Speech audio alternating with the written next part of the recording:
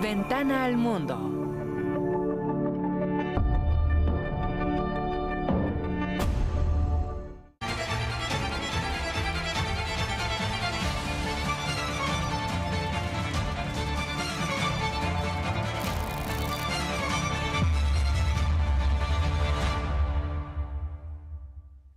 ¿Cómo están, amigas y amigos de Canal 14? Muchas gracias por estar con nosotros en una nueva emisión de Ventana al Mundo.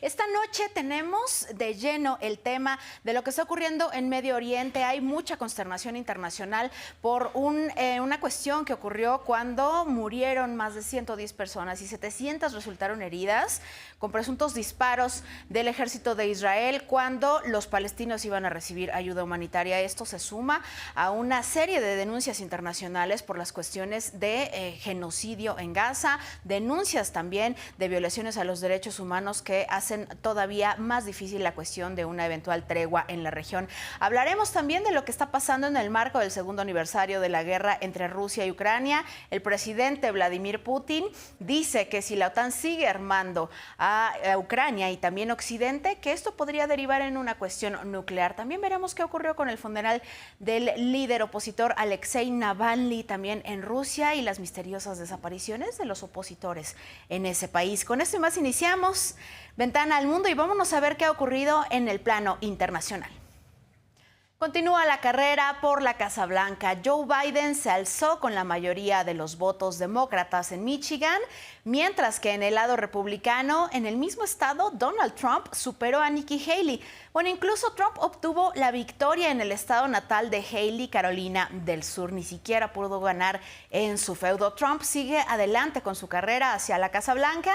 Sin embargo, una jueza de Illinois retiró al expresidente de la boleta electoral del estado basándose en la enmienda 14 relacionada con una insurrección.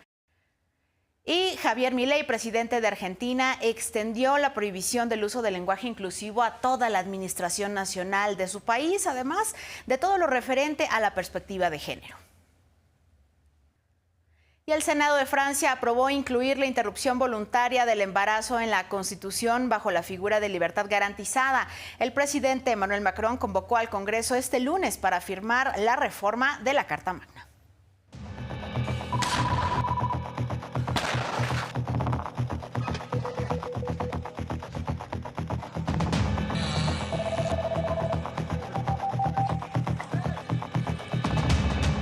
Vamos a entrar de lleno al tema de esta emisión, lo que está ocurriendo en la Franja de Gaza. Cada vez se agudiza mucho más la violencia y los decesos. Son más de 30,000 personas las que han muerto y 70,000 las que han resultado heridas. Y un nuevo episodio de violencia está consternando a la comunidad internacional.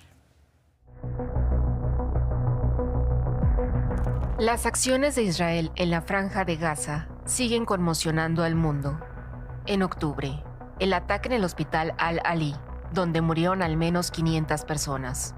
En noviembre, el ejército de Israel lanzó una operación terrestre precisa y selectiva contra Hamas en un área específica, el hospital Al-Shifa, el más importante de la Franja de Gaza, donde unos 650 pacientes y entre 5,000 y 7,000 civiles estaban atrapados y bajo fuego constante de francotiradores y drones. En diciembre, se dieron a conocer videos en los que se veían a hombres, jóvenes y niños arrestados en ropa interior, arrodillados en el suelo y custodiados por soldados israelíes, en Beit Lahiya, en el extremo norte de la Franja de Gaza. En enero, soldados israelíes infiltraron en el hospital Ibsina, en Jenin, Cisjordania, vestidos de médicos, de enfermeros y de mujeres palestinas, con pijamas o batas blancas de médicos, mataron a 3 milicianos palestinos. En febrero, en el norte del enclave, el ejército de Israel disparó contra una multitud que esperaba un convoy de asistencia humanitaria. El incidente dejó más de 110 personas muertas y otras 700 resultaron heridas. De acuerdo con el Ministerio de Sanidad gazatí, Israel negó el ataque. No IDF strike was conducted towards the aid convoy, as these vital humanitarian supplies were making their way towards Gazans in need. Thousands of Gazans dispensed upon the trucks. Some began violently pushing and even trampling other Gazans to death, looting the humanitarian supplies. We're checking that out right now. There's two competing versions of what happened. I don't have an answer yet. La ONU también reaccionó al hecho. El secretario general Antonio Guterres condenó el incidente a través de su portavoz, Stephanie Dujarric. En el mes de febrero, unos 2.300 camiones entraron a Gaza, un 50% menos que en enero. Además, ante la dificultad de introducir ayuda humanitaria por tierra, varios países, incluyendo Jordania, Egipto, Qatar, Francia y Emiratos Árabes, han optado por lanzar paquetes con alimentos e insumos desde el aire. Marisol Hernández, Canal 14. Y por supuesto que el gobierno de México expresó su condena al ataque y reiteró la necesidad de un cese al fuego inmediato que permita la entrada de ayuda humanitaria. Y la violencia en la Franja de Gaza acaparó también la agenda de la cumbre de la CELAC, en la que México estuvo presente con la secretaria de Relaciones Exteriores, Alicia Bárcena. El presidente de Colombia, Gustavo Petro, acusó a Europa de ayudar a perpetrar un genocidio en el enclave costero. Y por eso Alemania apoya el genocidio, y Francia, y la Unión Europea, y el Reino Unido, y sobre todo los Estados Unidos de Norteamérica, en su versión demócrata, apoyan tirar bombas sobre la gente porque están haciendo una demostración sobre la humanidad toda. Y recordemos que Sudáfrica ha denunciado un genocidio por parte de Israel ante la Corte Internacional de Justicia. Es un asunto internacional que todavía continúa, y sobre eso platicamos en entrevista exclusiva con la embajadora de Sudáfrica en México, Beryl Rose Sisulu. Vamos a ver esta conversación.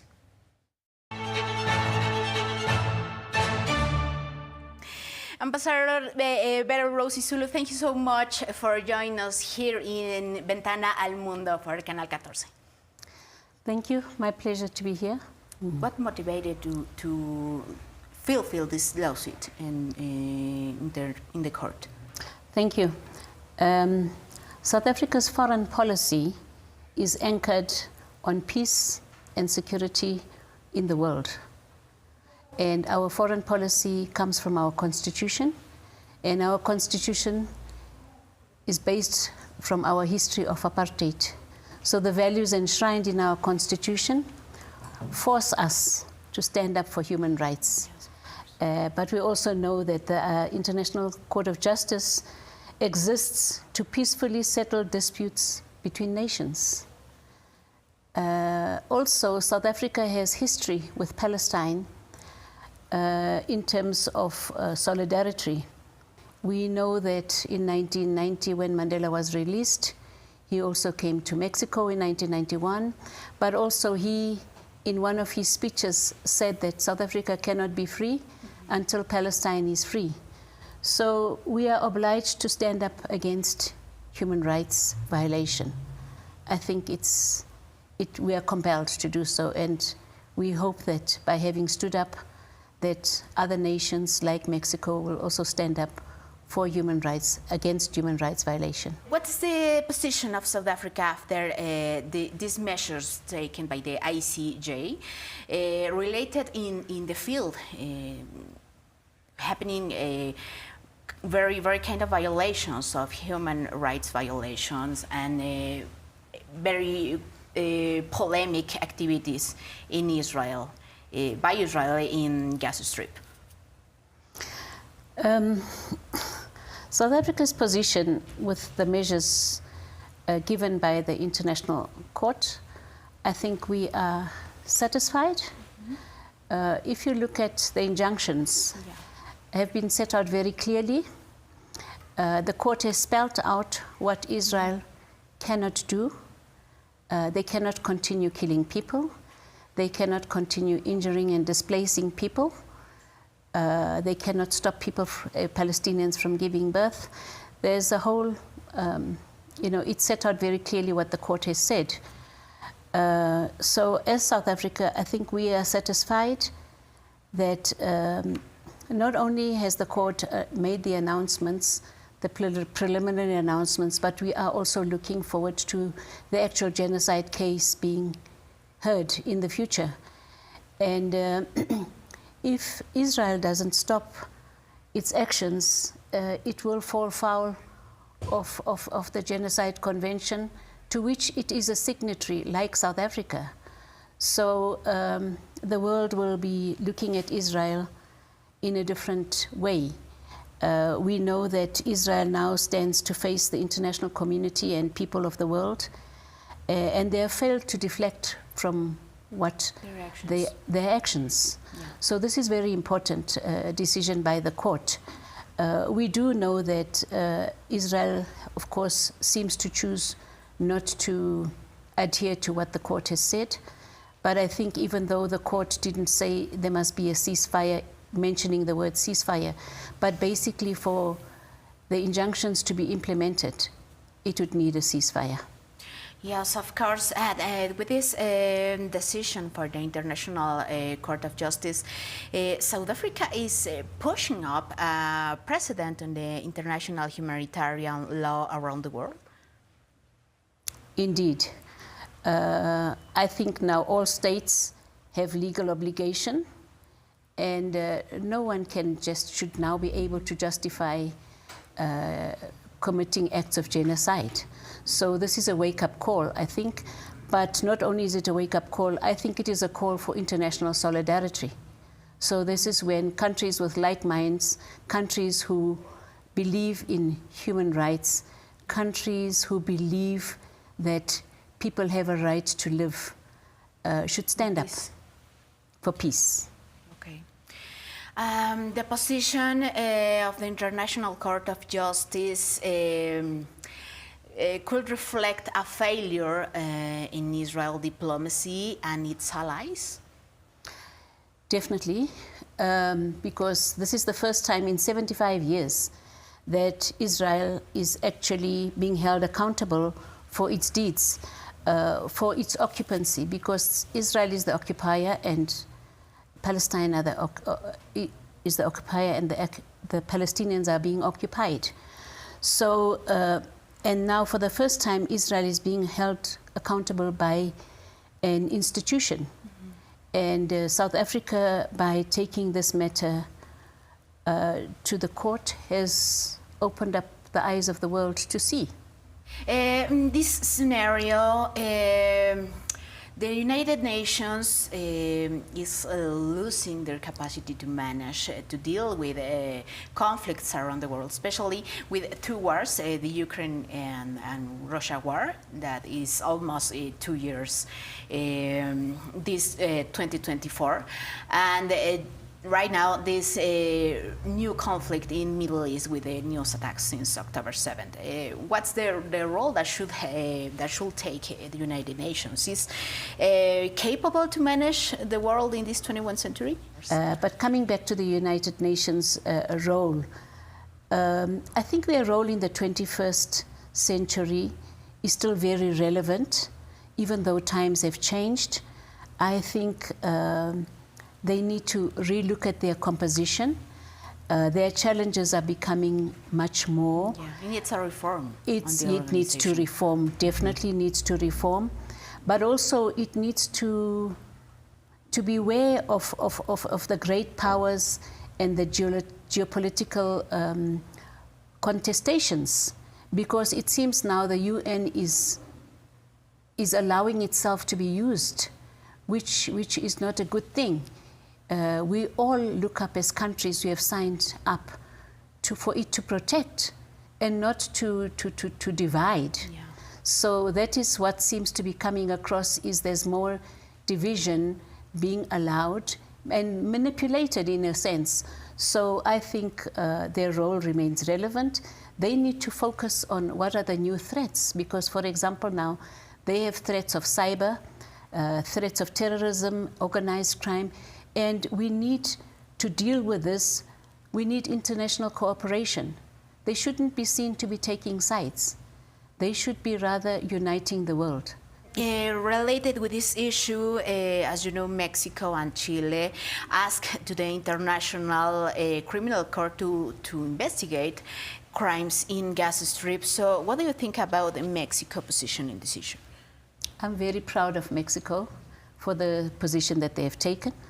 But I want to take you back to history. During apartheid years, Mexico had an honorary consul in Cape Town. They closed the honorary consul because they said they were fighting against apartheid.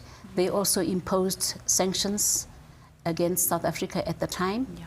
So Mexico saw the wrong. Mexico saw that as Mexico, they disapprove of human rights violation, and they stopped trade and everything with South Africa at the time. So to bear testimony to this was Nelson Mandela's visit to Mexico in 1991. And today, as I sit here, there are 3 busts of Mandela in Mexico. There's a Mandela Park, Mandela Museum. So Mexico has kept Mandela as an icon and agreed with what Mandela stood for. Yeah. So I'm happy to hear that Mexico today is standing tall and saying no to human rights violation. Of course, we know Chile, we know that other countries are also saying no. So it's going to be more the international solidarity that stops these atrocities, rather than relying just on a court judgment. If the world cities or countries with like minds stand up and say we are standing in solidarity with Palestine, then the atrocities are going to become less and less. But if the world looks on and you are as guilty by just standing by and watching and not taking action against the wrong. Because I don't think there's anybody in today's world that doesn't want peace. We are looking forward to the court case coming up, and we are also hoping that this judgment will bring some relief to the Palestinians. We also know that the ruling by itself is not going to stop the war, but this ruling has started the clock ticking on Israel's future. It's also started the clock ticking on people who love peace. It will make people open their minds and understand what is actually happening. The carnage is going on. It's not getting better. So I think international solidarity is very, very important at this point in time. Yes, of course. The carnage needs to stop. In this sad conflict. Thank you so much, Ms. Ambassador, for being with us here in Canal 14. Thank you so much. Thank you.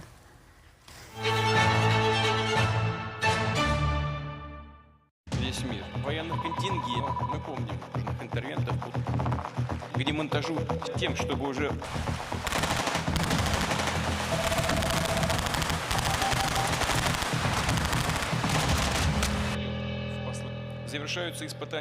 Se cumplieron recientemente 2 años de la guerra en Ucrania, este 24 de febrero, y en este marco el presidente de Rusia, Vladimir Putin, ahora amenazó con usar armas nucleares y Occidente y la OTAN envían sus propias tropas para apoyar la causa ucraniana. Esto en respuesta al presidente Emmanuel Macron de Francia, quien dijo que no se puede descartar la posibilidad de que Rusia tenga una intención de atacar Europa. Что все они придумывают сейчас? Чем пугают весь мир, что все это реально грозит конфликтом с использованием ядерного оружия, а значит уничтожением цивилизации. Они чего, этого не понимают, что ли?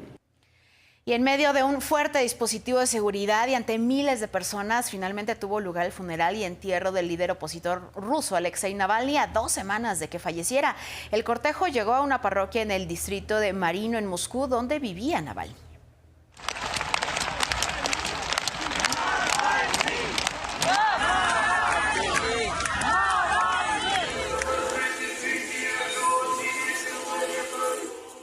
Estuvo presente su madre, Ludmila Navalnaya, además de diplomáticos extranjeros, incluidos los embajadores de Estados Unidos, Alemania, Polonia y Francia. Y Navalny fue enterrado en el cementerio de Borisov.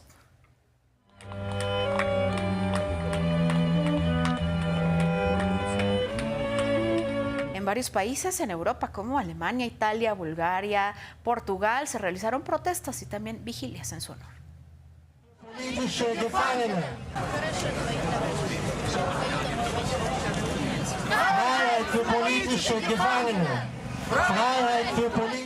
Pero bueno, Alexei Navalny es solamente uno de los muchos opositores del gobierno de Rusia que han muerto en circunstancias bastante misteriosas. Vamos a conocer algunos de estos que hacen una muy larga lista. Durante los más de 20 años que lleva Vladimir Putin como presidente de Rusia, ha sumado numerosos opositores. Muchos de ellos han sido arrestados, sin embargo, otros han muerto en circunstancias poco claras. El también ex agente de la seguridad del Estado ruso, mejor conocido como KGB, asumió el poder en el 2000, tras reelegirse a través de modificaciones a la Constitución rusa para lograr extender su mandato y que incluso le podría permitir continuar en el poder hasta 2036. A lo largo de estos años, políticos, periodistas, empresarios, defensores de los derechos humanos se han convertido en sus detractores al acusarlo por violaciones de derechos humanos, corrupción y de atentar contra los derechos civiles. Anna Politkovskaya, periodista crítica de la guerra de Rusia en Chechenia, fue asesinada a tiros en 2006. Boris Berezovsky, crítico del presidente ruso, fue encontrado muerto en 2013 en Londres, donde estaba como refugiado. Las investigaciones revelaron que se trató de un ahorcamiento. Era conocido por su postura muy crítica al presidente ruso. Boris Nemtsov fue viceprimer ministro a finales de la década de 1990. Fue asesinado con disparos en febrero de 2015. Había sido detenido en varias ocasiones por hablar en contra del gobierno de Putin. Karamurza, vicepresidente del partido Rusia Abierta, ha sobrevivido a 2 episodios de envenenamiento, en 2015 y 2017. Fue arrestado en abril de 2022, condenado a 25 años de prisión después de ser acusado de alta traición y difusión de información falsa sobre las Fuerzas Armadas rusas. Además, al menos 3 empresarios rusos de alto nivel han muerto por suicidio o en circunstancias sospechosas, 6 de ellos vinculados a las 2 mayores empresas energéticas de Rusia. ¿Y qué decir de Yevgeny Prigozhin, integrante del grupo mercenario Wagner, milicia de Putin que igual vigilaba que ajustaba cuentas a favor del gobierno ruso? Uno de los oligarcas más poderosos del país y miembro del círculo de confianza de Putin, y que fue el único que se ha atrevido a intentar una insurrección contra Putin. El costo fue muy caro. Murió en 2023 en un accidente aéreo tras la fallida insurrección. Canal 14. Seguimos recibiendo sus comentarios en redes sociales sobre los temas internacionales que les interesan. Muchas gracias por haber estado con nosotras y con nosotros en Ventana al Mundo. Quédese con nuestra programación.